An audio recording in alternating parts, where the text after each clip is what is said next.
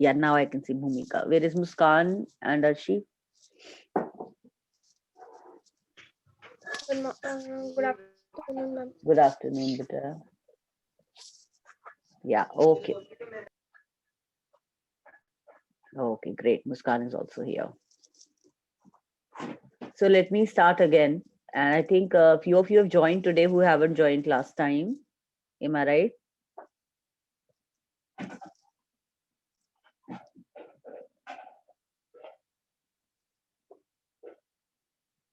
Yes, ma'am.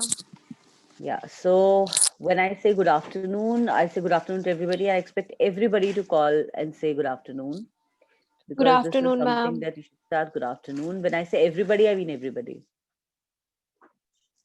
Good afternoon. Good Good afternoon. afternoon. Good afternoon. Now this is a little good in Good the afternoon, afternoon that ma'am. we are all awake. Good afternoon, beta. So right. I hope आप लोग ने lunch किया होगा. नहीं किया है तो कोई बात नहीं. You'll get a little break in between. So we are going to start today with the growth of media, and growth of media के अंदर we will basically today talk about the freedom of press and democracy. तो press and democracy अपने अंदर एक बहुत ही important topic है, और India को लेकर तो बहुत ज्यादा इंपॉर्टेंट है, because our genesis of our politics is, और other our political structure is democratic, right? तो basically if you start talking about how is press and democracy related, we should start from the very beginning, as in कब से ये हमने शुरुआत की कि हमने प्रेस और डेमोक्रेसी को एक साथ जोड़ा, और इसके लिए क्या ऐसे प्रोविजंस हैं हमारे कॉन्स्टिट्यूशन में जो कि प्रेस को एक अलग आइडेंटिटी देते हैं और प्रेस को एक ताकत देते हैं. But before we go to those provisions and we start talking about the Article 19(1)(a) of the Indian Constitution, which talks about the freedom of speech and expression, we should definitely first start talking about what is the ownership pattern of media in our country.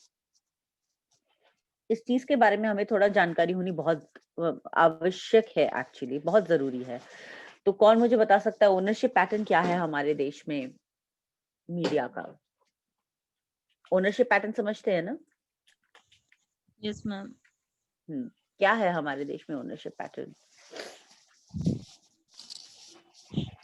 Ma'am जैसे कि आज तक हो गई, अलग अलग news channel होते हैं जो खुद का अपना चैनल चलाते हैं. तो क्या हम सिर्फ चैनल की बात कर रहे हैं? क्या हम सिर्फ आज तक की बात कर रहे हैं? ओवरऑल मीडिया पैटर्न क्या है ओनरशिप का? Any idea? Kanchan, any idea क्या है ओवरऑल पैटर्न? शुभम? पैटर्न दो तरह के हैं, जैसे डीडी नेशनल वगैरह वो सरकार के होते हैं, बाकी प्राइवेट भी होते हैं काफी सारे.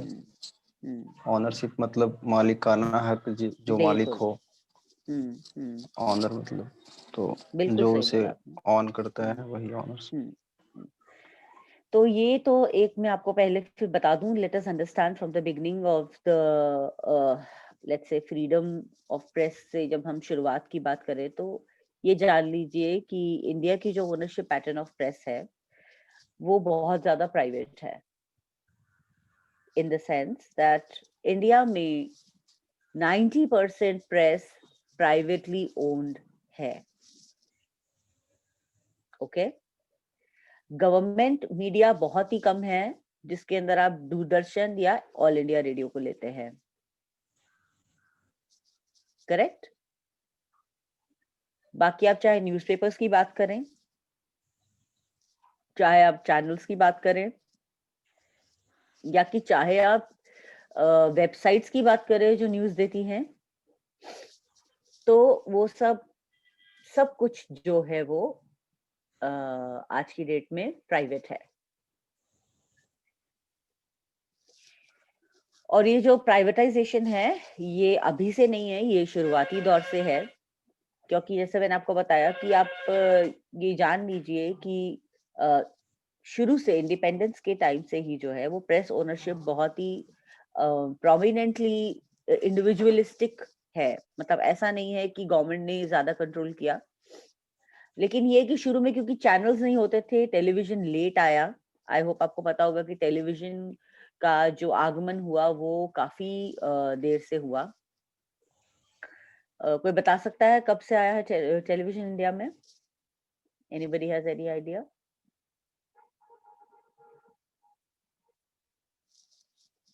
हिस्ट्री ऑफ प्रेस तो पढ़ा है ना आप लोगों ने? हिस्ट्री ऑफ इंडियन मीडिया मतलब जो भी, कि नहीं पढ़ा है? Have you studied? Have you not studied?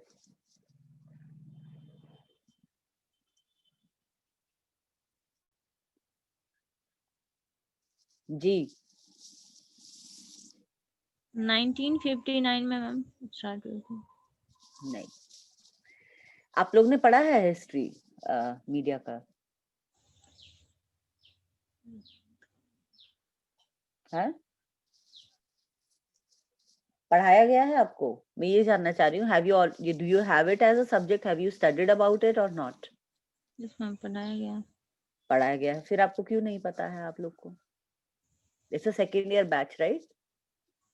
मैं कैसे फर्स्ट ईयर में होगा आपका history of media no general? Ma'am नहीं था? सेकेंड ईयर, हाँ जी, सेकेंड ईयर में ही है इस सेमेस्टर अच्छा में, थर्ड सेकेंड ईयर में ही है, तो पढ़ रहे हैं ना आप अभी? Yes ma'am. तो फिर ये टॉपिक हो चुका है आपका क्लास में प्रेरणा? यस मैम हो चुका। तो फिर क्यों नहीं पता है हमें? क्यों नहीं आता है हमें ये टॉपिक?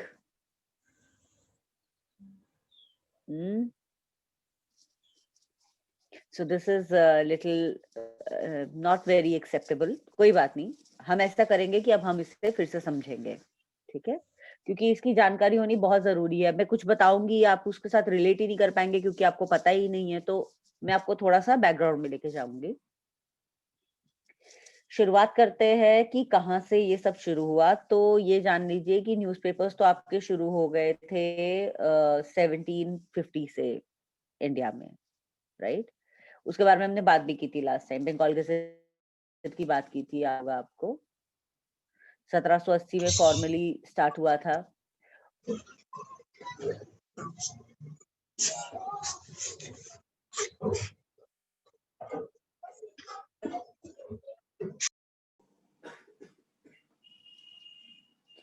ओके, आई गेस थोड़ा सा शायद कोई ग्लिच आया था, एकदम बंद हो गया और फिर अब दोबारा ऑन हुआ है।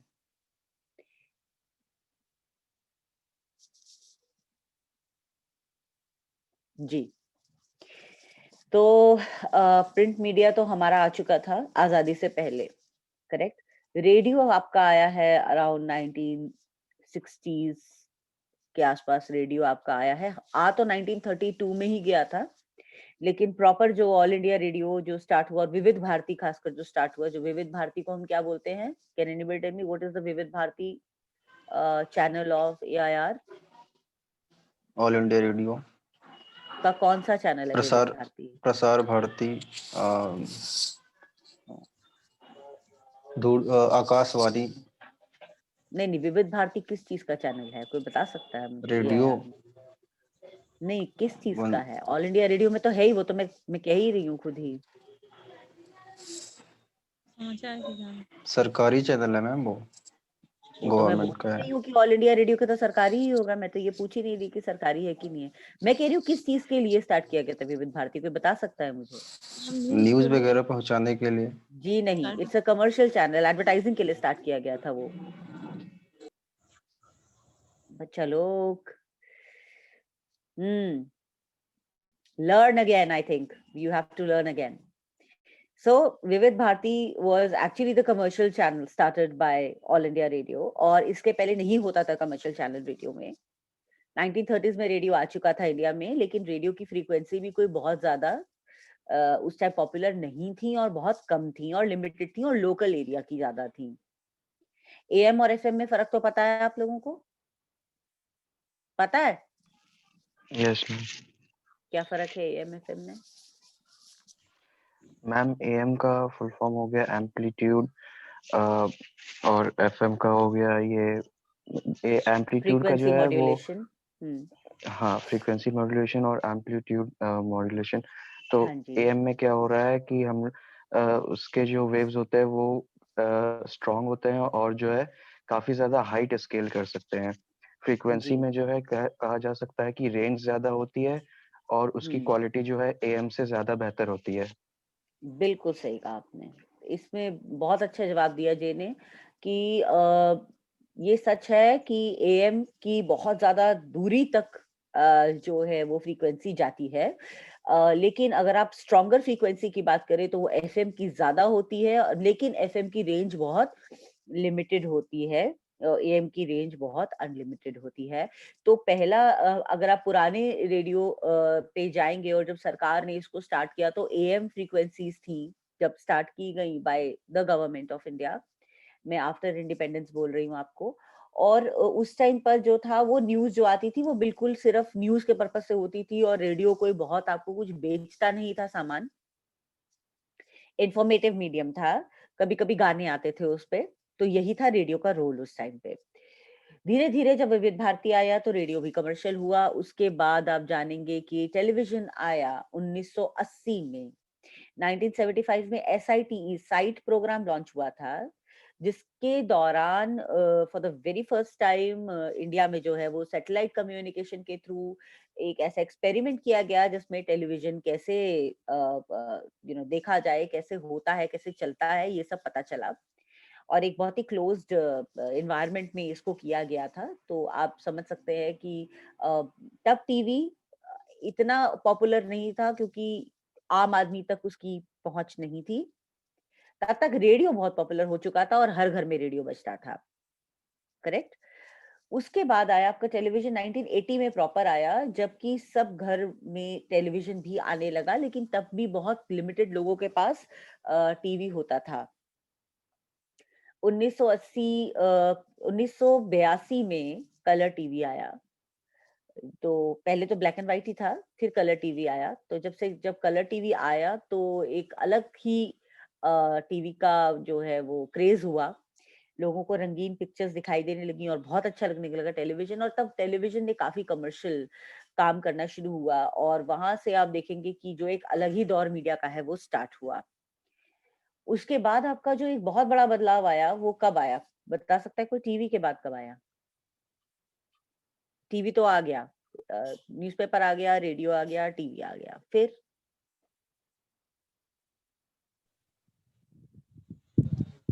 कंप्यूटर आया। कंप्यूटर से पहले कुछ आया? कंप्यूटर तो आया।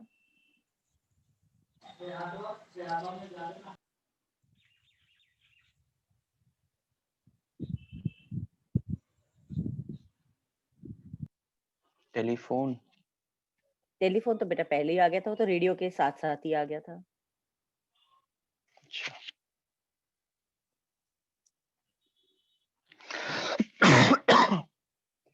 केबल टीवी आया बेटा, राइट? Satellite channels. 1991 की बात कर रही हूँ मैं।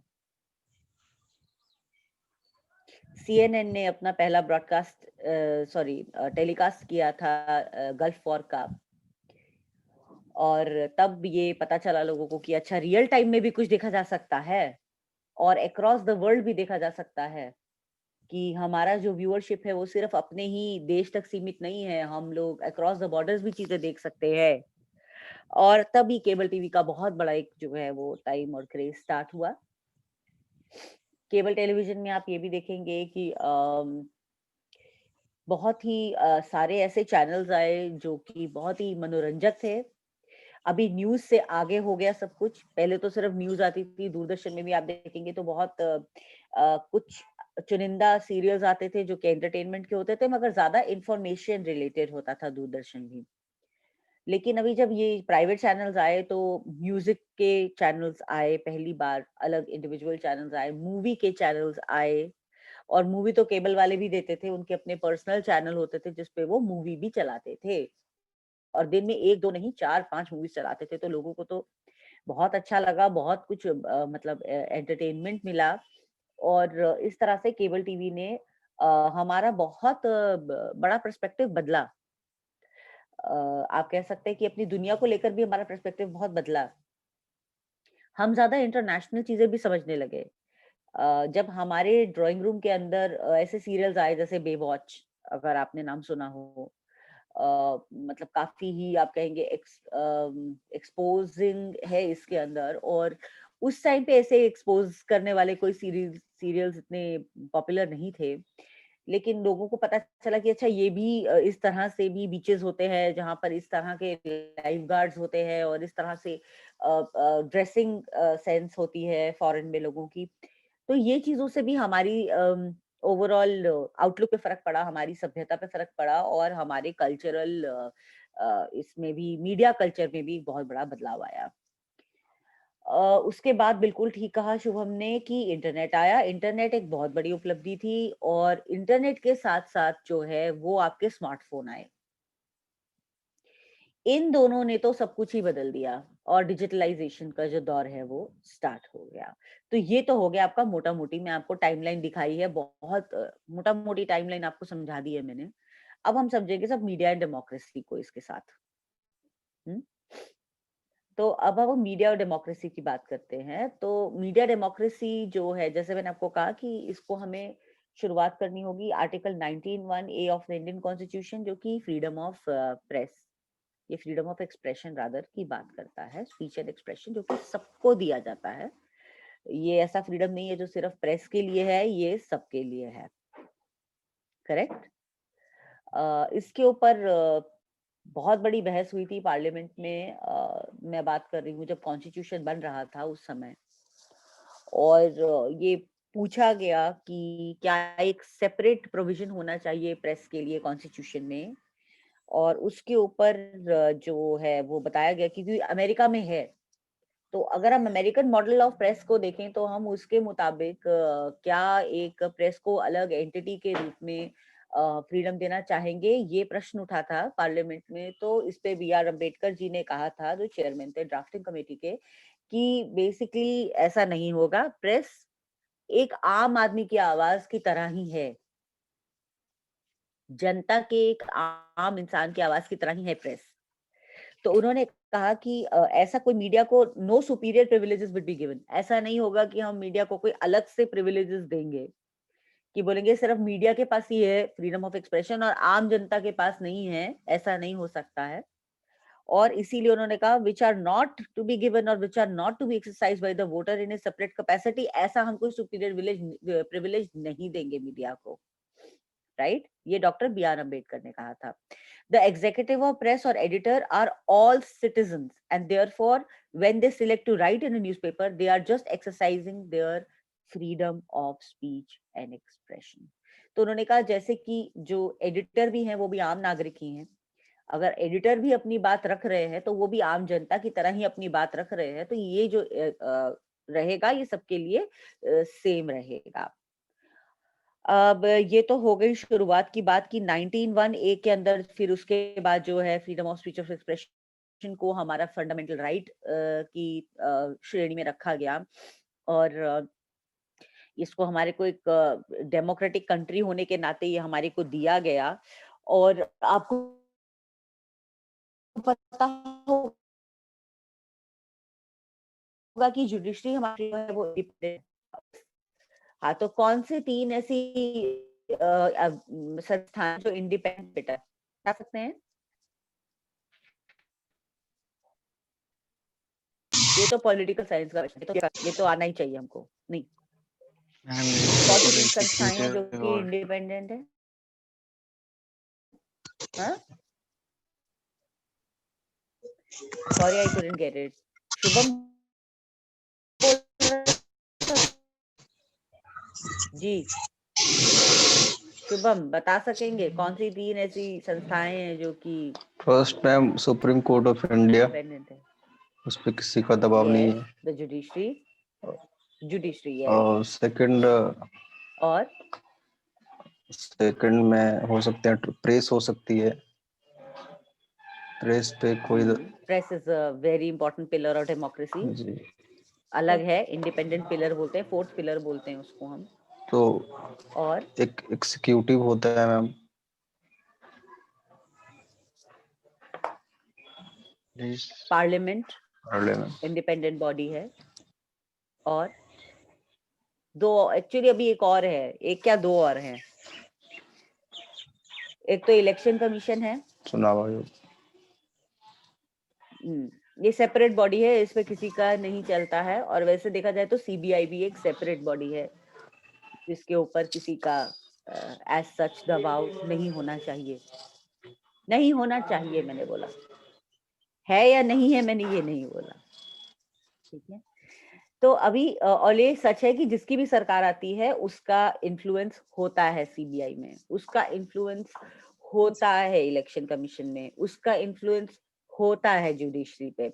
लेकिन अगर आप डेमोक्रेसी की बात करें और आप डेमोक्रेसी के एक्चुअल फंडामेंटल्स की बात करें, तो यूं तो देखा जाए तो कहीं नहीं होना चाहिए, पार्लियामेंट का इन्फ्लुएंस कहीं नहीं होना चाहिए। पार्लियामेंट अपने अंदर सेपरेट बॉडी है, बाकी सब भी अपने अंदर सेपरेट बॉडी है। और जुडिशरी तो बहुत ही प्रीमियम बॉडी है। बाय द वे, आपको पता होगा कि प्रेसिडेंट ऑफ इंडिया भी जुडिशरी से ऊपर नहीं है। You know this right? तो इवन जो देश के हमारे प्रेसिडेंट हैं वो भी जुडिशरी से ऊपर नहीं है, चीफ जस्टिस से ऊपर नहीं है ऑफ सुप्रीम कोर्ट, ठीक है। तो बेसिकली ये चीजें हमें पहले ही पता होनी चाहिए, क्योंकि अभी हम बात करेंगे अब हमारे ओनरशिप पे। तो हम ये समझ रहे हैं कि ये सारी इंडिपेंडेंट बॉडीज हैं, और प्रेस भी एक इंडिपेंडेंट बॉडी है। देखा जाए तो प्रेस के पास अपने राइट्स हैं, और प्रेस को कोई भी मैनिपुलेट ना करे, इस तरह से प्रेस को काम करना होगा, करना चाहिए रादर। पर क्या ऐसा है? नहीं, ऐसा नहीं है। आज के दिनों में तो नहीं किस है। किस को लगता है कि सबको लगता है ऐसा नहीं है, कि किसी को लगता है ऐसा है? नहीं, नहीं है ऐसा। क्यों है ऐसा, कि क्यों नहीं हुआ है ये, क्यों हम इंडिपेंडेंट?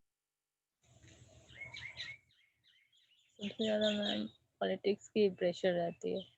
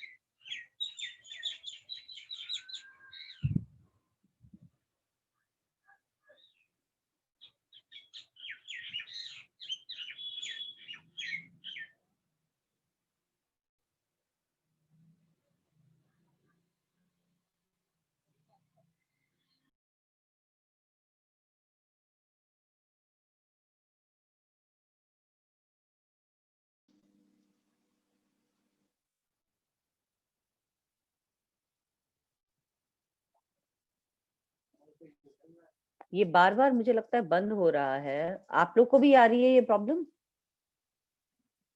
नेटवर्क इशू की वजह से हो जाता है। मैम बीच में तो बिल्कुल ही ऑडियो गायब हो गई थी। अच्छा अच्छा अच्छा अच्छा, अभी आ रही है बिल्कुल clear? Yes ma'am. Yes ma'am. Okay बेटा, तो अभी हम क्या Yes, डिस्कस ma'am. कर रहे थे? You will tell me. आखिरी बात, freedom of press.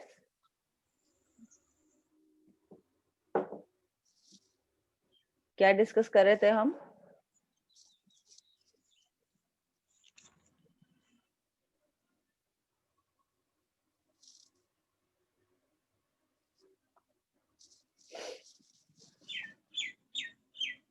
Ji,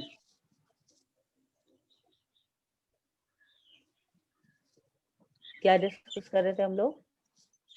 ma'am freedom of press के बारे में ही बात कर रहे हैं। तो हम क्या क्या डिस्कस कर रहे थे, क्या हम क्या समझ रहे हैं कि फ्रीडम ऑफ प्रेस से क्या दिक्कत है या क्या दिक्कत नहीं है? What is the problem?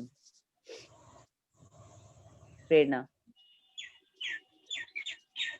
Ma'am I think political pressure कुछ ज्यादा ही रहता है मीडिया पे। जिस मतलब जिस स्टेट में जिसकी गवर्नमेंट है उसको लेके अगर कुछ अगेंस्ट बोल, एक एग्जांपल अर्नब गोस्वामी का भी अभी ले सकते हैं रिसेंटली, यस। जिस तरह से वो हुआ है। Excuse me ma'am. जी जी बोलिए। मैम मुझे क्या लगता है कि बहुत सारे जो हमारे कंट्री में जो वो प्रेस वगैरह हैं ये एक्चुअली प्राइवेट ग्रुप के द्वारा ये ओन की जाती है, तो इसके वजह बिल्कुल से सही, इनका एक अपना ये होता बिल्कुल है कि सही। ये या तो एक लेफ्टिस्ट या एक राइटिस्ट गवर्नमेंट को ज्यादा ये यस, मतलब अप्रूव करते हैं, तो उस हिसाब बिल्कुल, से ये उनका चलता है। तो ये एक बिल्कुल मतलब सही। कहीं ना कहीं एक इफेक्ट हो जाता है उस पर, न्यूज पर भी इफेक्ट पड़ता है इसका। हम्म।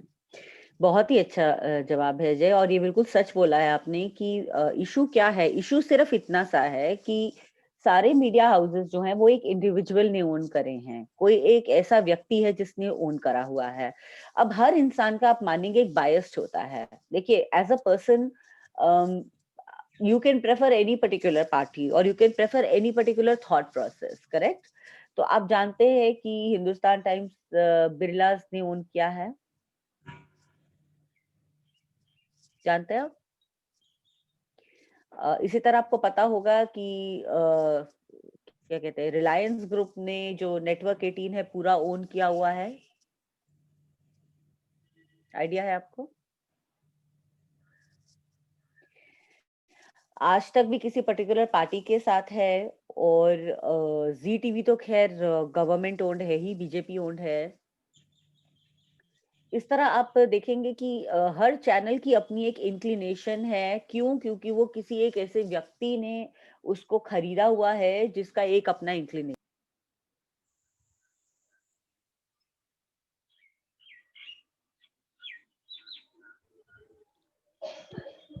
मैम लगता है फिर से ग्लिच हो गया। अभी आप लोग को आ रही है आवाज? Yes ma'am. हाँ मैम।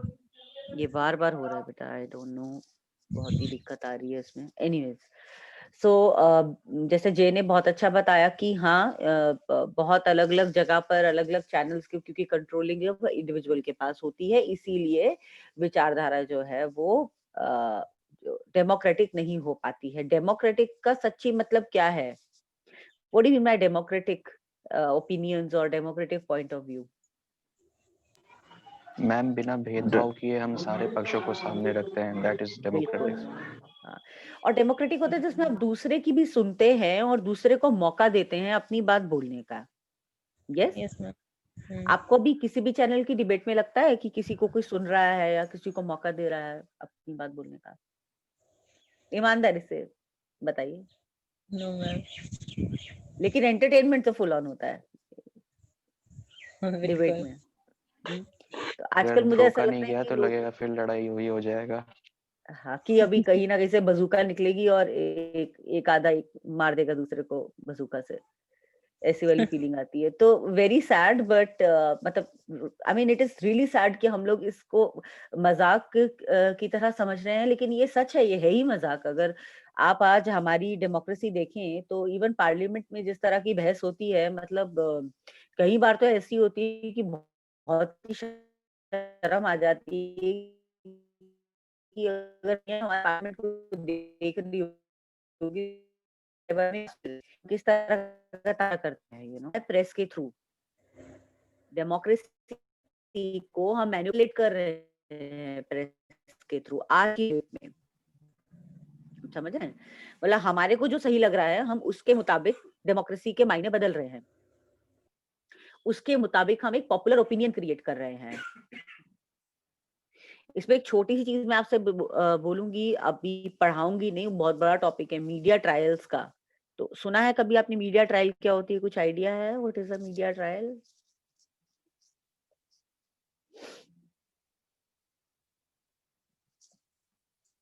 जी बता सकेंगे मीडिया ट्रायल क्या होता है?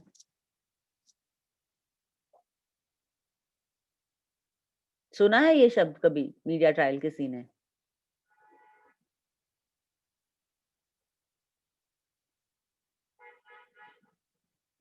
Has anybody heard of this word, media trial?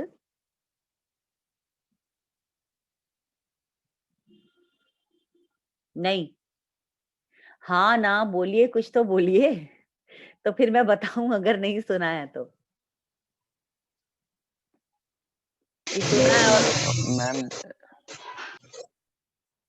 हाँ जी बताइए।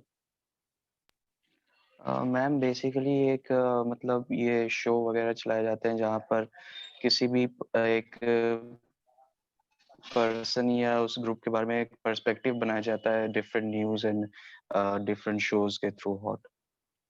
नहीं तो आप थोड़े से पास हैं उसकी बात के जे, लेकिन अभी पूरी तरह आप वहां तक पहुंचे नहीं हैं, मगर आप काफी हद तक पास हैं। मीडिया ट्रायल क्या होता है? तो मीडिया ट्रायल जो होता है वो बेटा मीडिया के द्वारा ट्रायल किया गया, यानी ट्रायल आप समझते हैं ट्रायल कहाँ होता है? ट्रायल होता है आपका कोर्ट में, ट्रायल कोर्ट में होता है, यस यू नो दैट।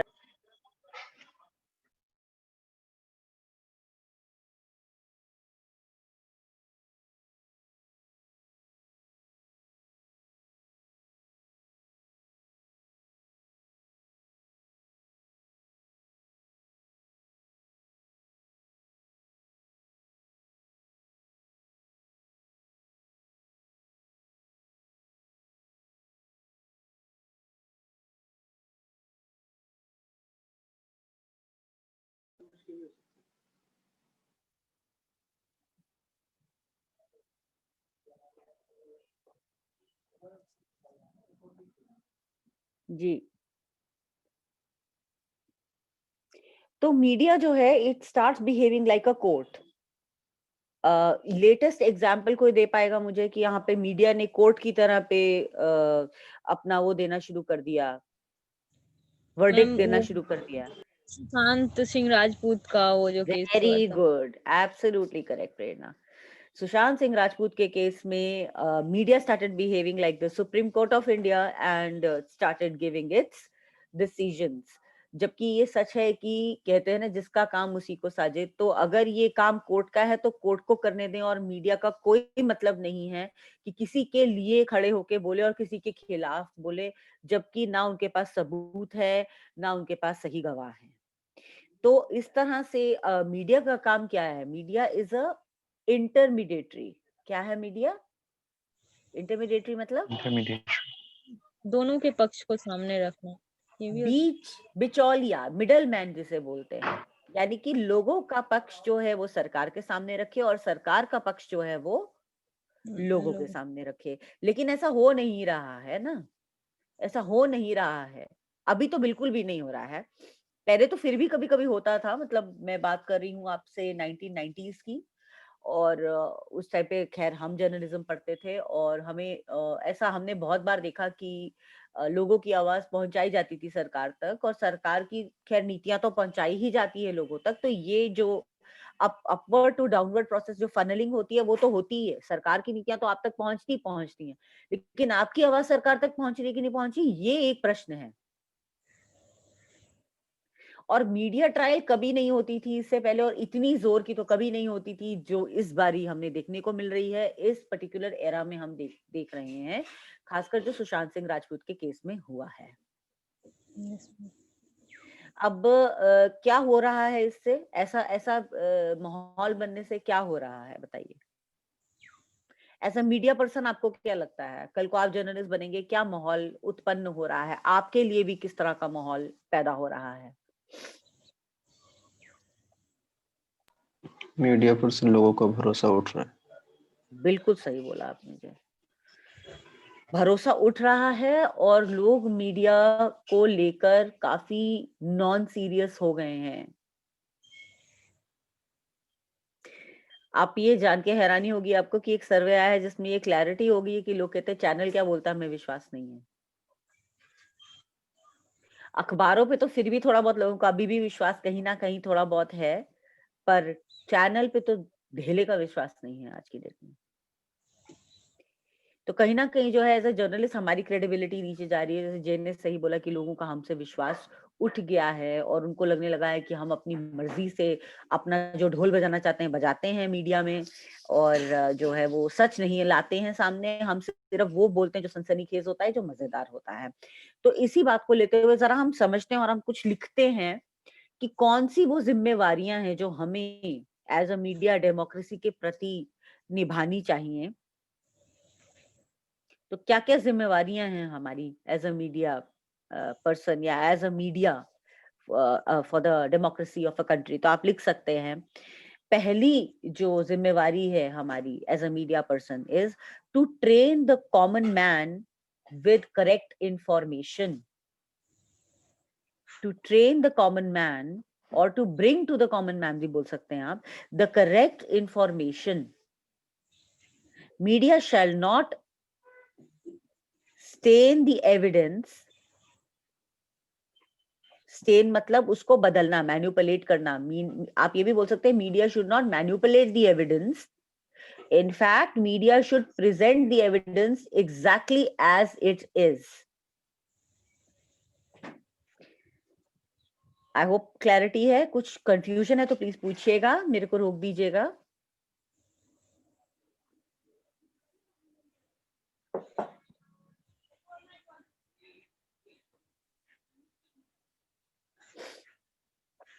तो ये जिम्मेवारी है मीडिया की कि मीडिया को जो है एविडेंस को जो है बिल्कुल यथार्थ जो है उसके रूप में दिखाएं और उसको छुपाएं ना, और उसको मैनिपुलेट ना करें। ये हमारी पहली जिम्मेवारी है। Second important thing that we should keep in mind as media for democracy is to play a vigorous role in expansion of the thoughtfulness of people through allowing them with information. तो हमें लोगों को expansion करना चाहिए, उनके thought process का, उनकी thoughtfulness का एक्सपेंशन करने की एज अ मीडिया उनको हमें कह सकते हैं कि उतना ही जानकारी देनी चाहिए जिससे उनका जो दायरा है, सोच का दायरा, वो बढ़े, तो बेहतर बने। एक सेकंड होल्ड कीजिएगा।